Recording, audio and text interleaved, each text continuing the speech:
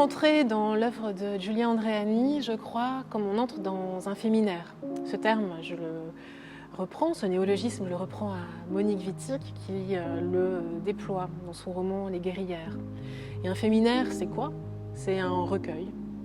de textes, d'écrits, qui en général mettent en avant des figures singulières de femmes.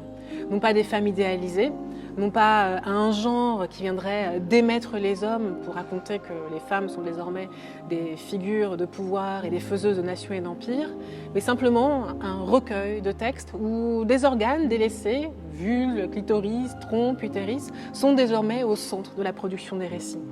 Car il me semble que ce qui est extrêmement important quand on regarde les tableaux de Giulia Andreani, c'est que leur force plastique vient d'une approche tout à fait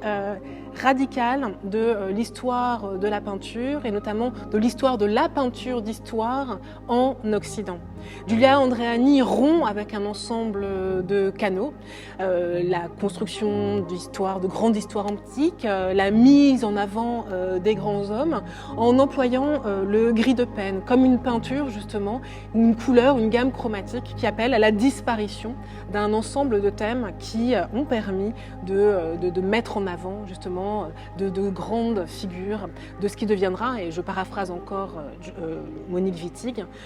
une culture morte, pour parler comme Monique Wittig. Et donc, de la disparition de cette histoire, de la peinture d'histoire en Occident, va éclore toute une série de mauvais sujets qui vont être au centre de la pratique figurative de Giulia Andreani, qui petit à petit, à partir des années 2014, se politise de plus en plus pour embarquer avec elle tout un corpus de textes, d'images, de pratiques, de figures